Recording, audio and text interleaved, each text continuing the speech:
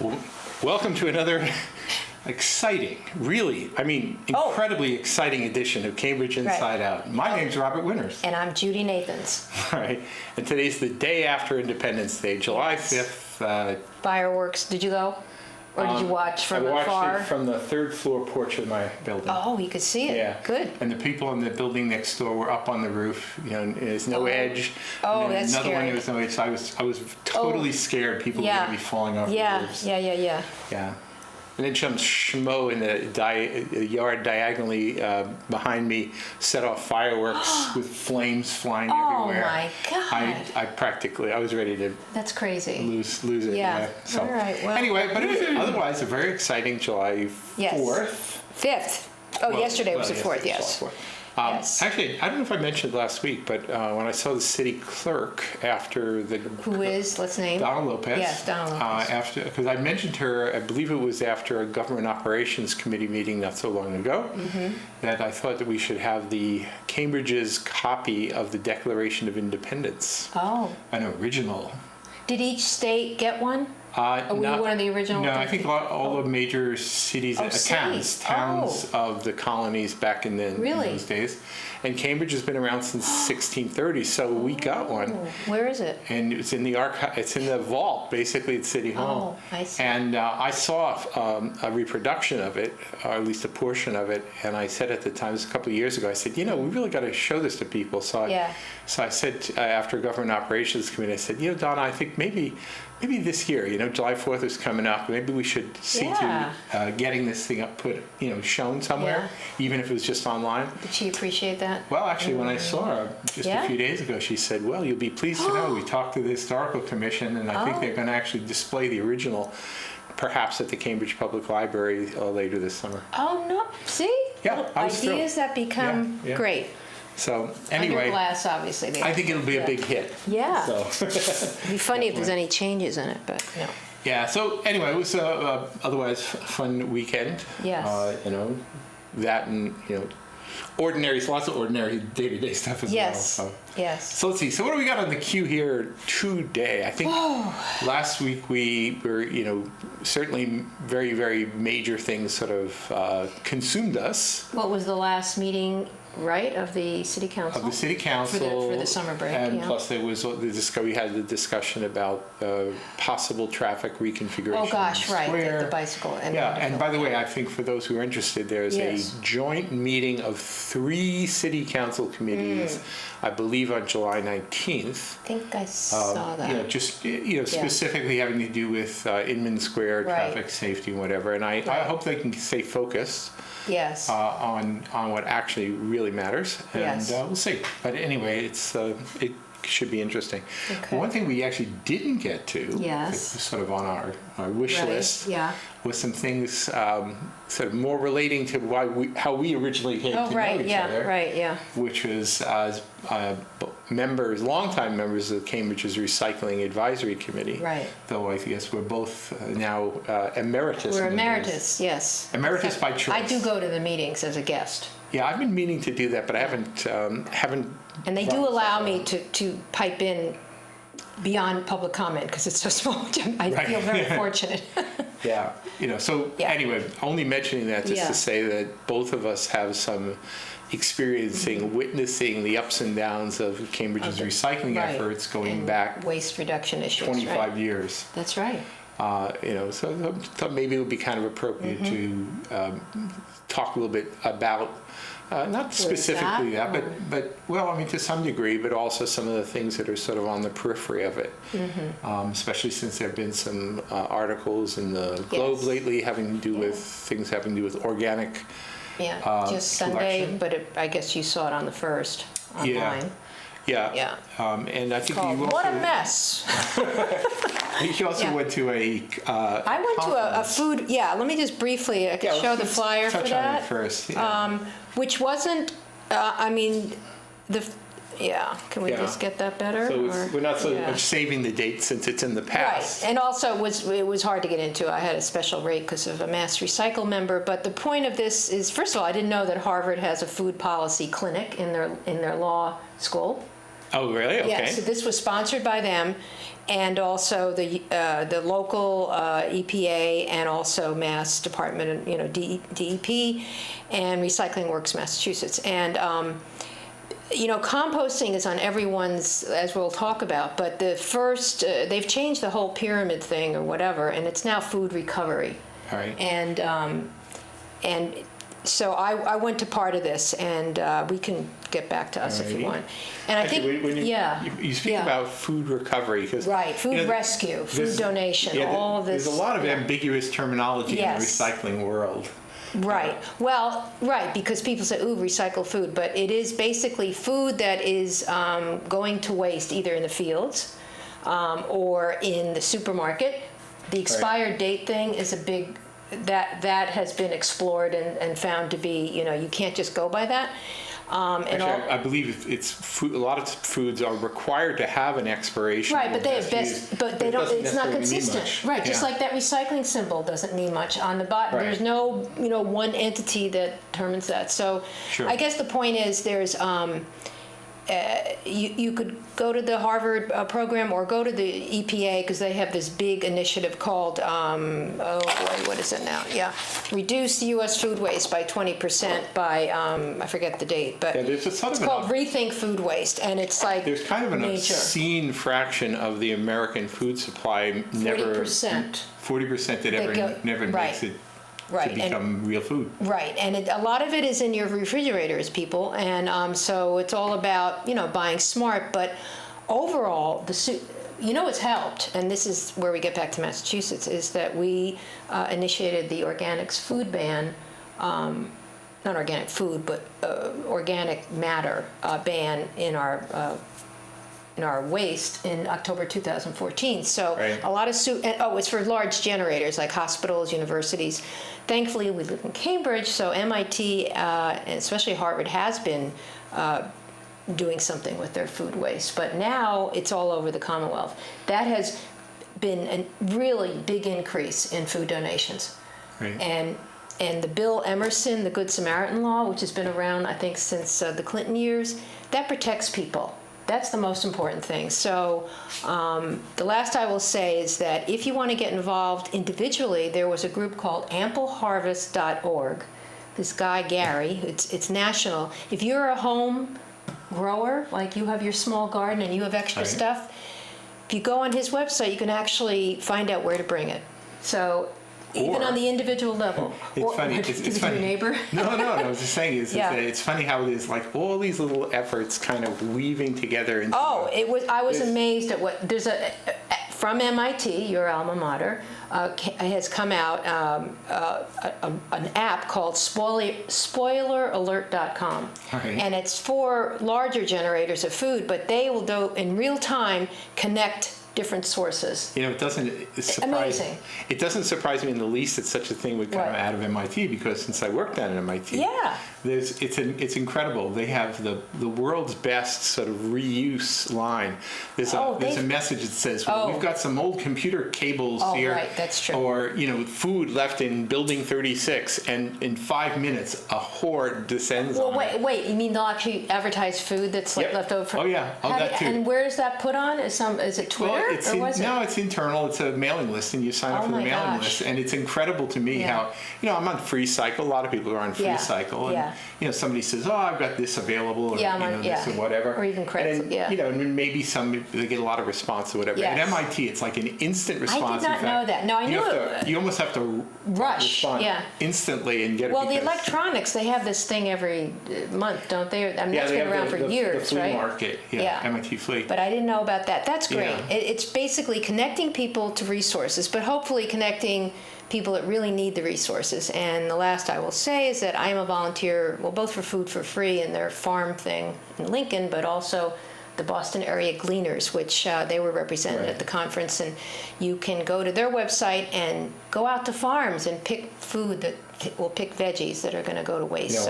As you know, great. I actually live with someone who, during certain times of year, Yeah. Renee, when she sees if Yeah. there are berries on trees, she wants to Oh, harvest right. the berries. That's right. If there are fruit falling from trees and Yeah. spoiling, she'll either want to bring it home Well, and make something, yeah. or bring it to somebody. Or But there's a whole group actually Yeah. in the city We that do if that. you have We do fruit it, yeah. trees, I forget their name, but they will come in and they will harvest them for you. the city of Cambridge is actually working on some ordinance. It's amazing Yeah? to think that you actually need an ordinance to do What, this. to but- donate? Well, if you happen to have a garden and I mean, anyone who's been through a No, rural, you do. You need an ordinance because that ample harvest says you do not.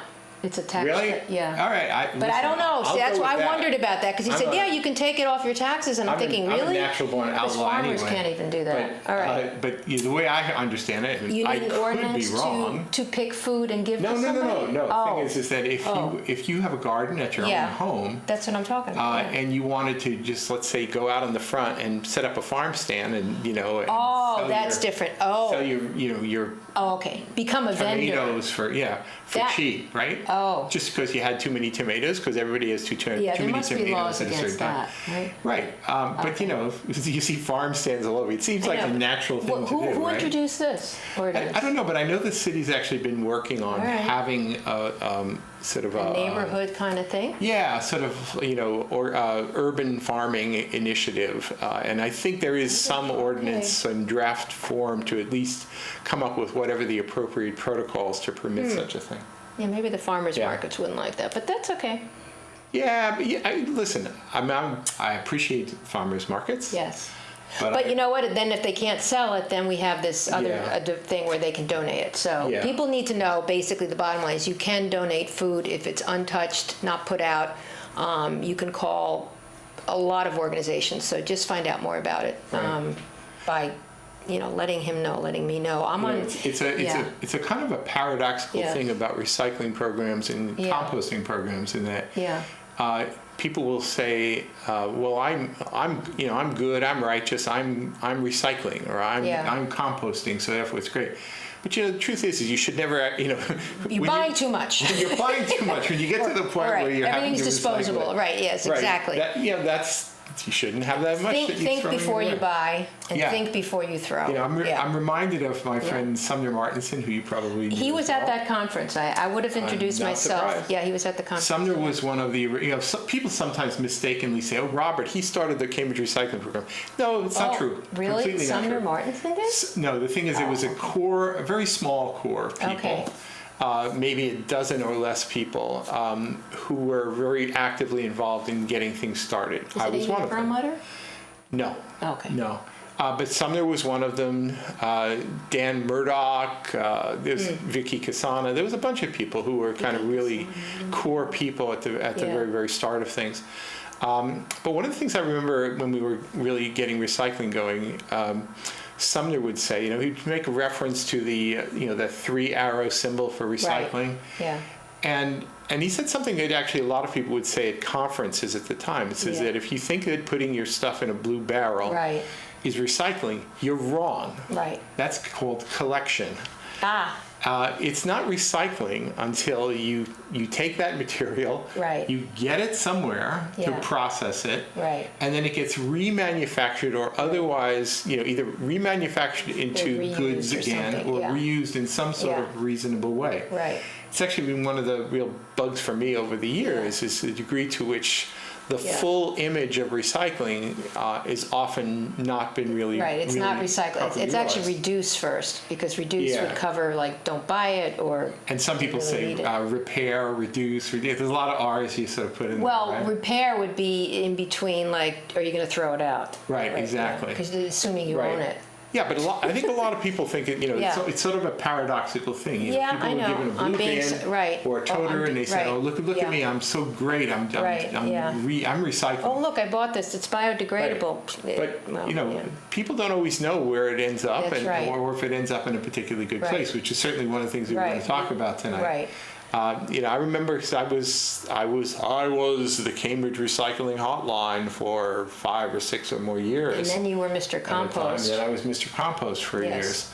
You know, you got to backyard composter. You got to put your back into it, right? Right. You know? Yeah. And I can tell you, even in the early days of recycling in Cambridge, people had a lot of questions. You know, there were stories coming out of New York and New Jersey and elsewhere that things were all being just landfilled.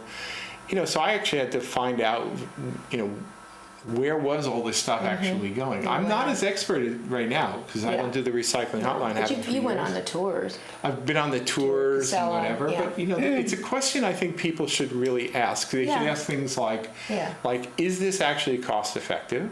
Now that's not the be-all end-all, because it's not always. Right, and then when it started out, it wasn't necessarily done.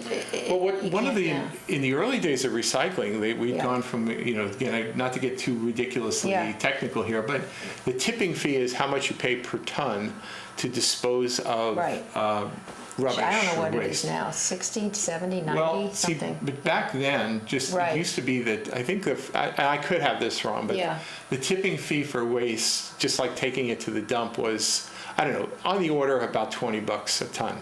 It wasn't that high. That's cheap. And then, as landfills were kind of just found out today, we have 9 landfills in Massachusetts. And 3 are probably going to close in a few years. Right. So what was happening is then that they just started jacking up the cost, and then the tipping fee went, you know, in like very, very rapid fashion, was up around 90 something per ton. Right. And I could have some of these numbers wrong, but it was really high compared to what it had been. Right. So at that time, that was certainly part of the reason, that and the fact that barge that didn't get anywhere. There was the people made, for those of you who were around back then, there was the barge which was taking rubbish from somewhere in New York and just trying to find a dump somewhere. Nobody wanted it. Nobody would take it, right? You know. So we sort of put it on the news. I think that was like a front page of the Time magazine or something, the barge to nowhere or something. But it was a serious thing, and it was the Dukakis administration at the time, and there was a big plan to build materials recovery facilities, what we call MRFs. Right. The plan of that at the time was to build 13 materials recovery facilities. 13? Yep. And they were going to provide vehicles for doing collections, and everything was going to move in that direction because we were running out of landfill space. In fact, the state ended up building one. The one in Springfield? The one in Springfield. That was it. It went from 13 and down to 5. For the state, but Waste Management has one. Well, what happened then is that the waste haulers... The private industry. Largely because they were afraid of losing their contracts. See, that's something people need to understand. Right. Waste haulers, who were not always the most savory bunch. Right. There were some mobsters and whatever. They absolutely did not want to lose a contract. So, you know, if somebody said, "Oh, you're going to," if the recycling is going to siphon off materials, so they would have less business. Right. They said, "Well, we got to get in on this too." So Laidlaw, Browning Ferris, BFI. Laidlaw's gone. They've all been kind of gobbled up by. Waste Management has gobbled up a lot of them. Republic Service. I think they're still out. But it was very tricky in the early days. You know, our first contractor for doing the collection was with Laidlaw. The city of Cambridge. Right, yes. I remember going on the trucks, and the public works employees were protesting it because they were contracting out services. Yeah. But I don't think it was because Laidlaw was particularly righteous in promoting recycling. It was that they didn't want to have their contracts reduced or go away. So they wanted to say, okay, we'll handle your recycling as well as your waste disposal. That's what usually causes change when the economy, economics force it. Right. That's fine. So instead of the state building materials recovery facilities, private companies are building materials recovery facilities. Right. So to this day, Casella, which actually they went through several name changes too, didn't they? Right, because they're a Vermont-based company. They were Prinz. Well, Prinz Recycling then got bankrupted, and that was bought out by Zero Waste, whatever. Yeah. FCR. Right. Cambridge's recycling system essentially is it's all contracted out. At least for now. Exactly. So we have Russell is a company based in Somerville. They're the collector, and then they transport it to Casella. Over in Charlestown. Right. And they do the processing, and it's their job to find good markets. And it's been an issue, certainly for me, and I think a lot of other people who are kind of follow this stuff, about how the markets for these materials have sometimes have really degraded. So that, you know, people feel all wonderful and righteous because their paper is being collected and recycling, but But the thing is if you were to take like white ledger paper versus just any old crap, if you had them separate, the white ledger paper would actually sell for a really good price. Yeah. But it's, well, even now, if you just had paper separate from it, but now we have single stream, which does get more materials, which was the whole goal of it. Yeah. The goal became more like volume, collecting more and more and more and more. But there was contamination. The dark side of that is that the end markets, unless you've got some really good processing clean sorting actually makes it harder and harder to get really good end markets. And people can go on a tour, just go on the recycling, you can to sign up for a Casella tour when they post them. Yeah, the next time the Cambridge Recycling is usually the ones that sort of they'll put out there if you're on there. If you're not on their mail list, you should be, right. And they'll let you know. Yeah, it's a very interesting thing to see. And they have state-of-the-art technology, which is not true across the country. And there's places where they're closing their facilities. From the very, very beginning with recycling, there was claims. They said, I remember back in like 1990 saying, well, we've got these optical sort systems. We can distinguish number one plastic from number two, number three, whatever. Yeah. Well, it can and it can't. Well, they've gotten better since 1990. It's definitely gotten better. They also have people. There's people involved. One of the really cool things, they had these things called eddy currents. It's like a varying electric charge or something that would cause aluminum cans just sort of rattling down the crossing line, and then they would just go, they would just disappear, right? So there's some pretty good sorting there, but it wasn't always so perfect. Back in the old days of a volunteer collection, and certain dumps, like Wellesley Town dump, where you put your green glass, brown glass. In some places, you probably still like that. By the way, I know in the vineyard. The industry words are not brown, green, and clear. They are amber, emerald, and flint. Oh wow, flint. See, if you're real recycling inside. Yeah, but I don't even know if they don't even want the glass anymore. Yeah. Well, the thing is once upon a time. I remember this.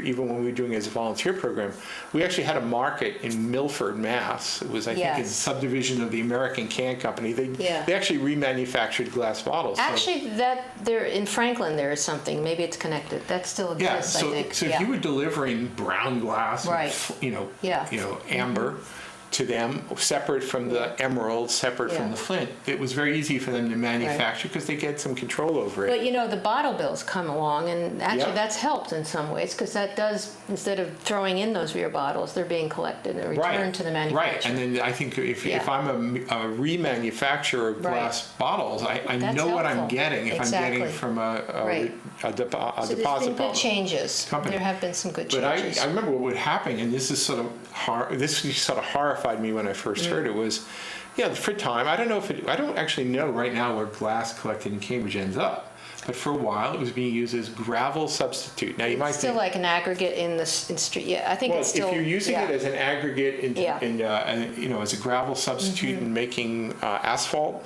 making roads, that's great. That's wonderful. I think it still is 100% with that. But for a while, I hate to break it to you folks, but the ground up glass from Cambridge is being used as a gravel substitute for drainage applications. And I once asked where, and they said at landfills. Now I don't know that I doubt whether that's true right now. But the thing is that there was there's this rush to collect. You get all this material. If you don't have established markets built up for the stuff to go, then inevitably it ends up being used for lesser. Right, but I'm not sure that's the case anymore. So let's keep recycling those non-deposit bottles. Yes, absolutely right. But I'm only just making the point here. Well, it changes all the time. And also the markets change, which is I think happening now, which is also causing that. It's a chicken and egg thing. The thing is that if you were a remanufacturer of glass or plastics or whatever, and you didn't have a guaranteed feedstock to operate your operation. In the early days of recycling, you probably didn't. You couldn't be guaranteed. Couldn't guarantee that. So it was kind of hard. So you didn't want to invest a ton of money into a manufacturing process with no guarantee of materials. And on the other hand, you don't want to actually start collecting a ton of stuff until you have a place to bring it. Well, I mean, in the heyday of paper and cardboard and people, it was going to China, and now they're not taking Right. it much. Newspapers have declined, so it's tough for the paper markets, and paper mills have closed in this country. Yeah, Which yeah. so, but things, it Yeah. keeps changing. So Well, I mean, I don't know. for those of us who actually Yeah. pay attention to you, actually more so than me these days. Yeah, yeah. My What's actually avocation. happening in the You recycling world. teach, right? Yeah. Yeah, there's some interesting things, and so I think some important questions that need to be asked and Yes. answered. But the average person basically says, so "Look, I feel wonderful about myself. I'm Yeah. putting it in the bin. I'm Right, wonderful." yeah. But as Sumner Martinson used to say, it's not recycling unless you got all three arrows going. And Well, it should be 4, It right? should be 4, Reduce should be really. in front of that one. right, Yeah. well, it was always reduce, reuse, recycle, right? No, it was the 3 R's. Oh, was reduce one of them? Okay. I think it was, yeah. Reduce, Reuse, recycle. reuse, recycle. Okay, maybe. But in truth, it was it's what true. most people Okay. were doing were neither. They were collecting. What was the 4th R then? Somebody put a 4th Robert. R. Stands Yeah, for right, Robert, right. actually, yeah. Well, I like to put my personal Yeah. stamp on things. so this is kind of going to lead in. I mean, we didn't quite talk, but we could finish talking about it, like how technology doesn't really keep up with human kind of possibilities. And I think we're talking about food and composting and maybe we'll lead into the whole autonomous car thing because it's sort of the same. It's like everyone's working on these technologies, but meanwhile the average person isn't ready for it or Right. hasn't been taught it. And you guys, the other side of that equation too is oftentimes the political people are very eager Well, there you to go. vote and approve something because it makes us all look wonderful. Yeah. Without Or- actually knowing a damn Right. thing about. Or on what's the other actually hand, happened down the end of the they're road. trying to catch up to, like in terms of the car stuff, they're trying to catch up with what the auto industry Yeah, is. I mean, I'd be a much happier camper if I Yeah. could confidently say that all political people were carefully reading the proposals and thinking at least about some of the consequences and perhaps unintended consequences of what they passed. Right, but they They don't don't. always do it. No, because that's not their Yeah. main thing, and it was an election year. You gotta, a good progressive sounds doesn't good. ask questions; they just vote yes. Right. So Biodegradable, yay! I know. Compostable, Yeah, yay! exactly. Right. It's rah It's a rah. It's like a mess. bunch of Yeah. cheerleaders. So. All right. So anyway, Well, we're we'll out of continue time for this. So Yeah. we'll continue in 3 whole minutes. So come on back then. See ya. Bye.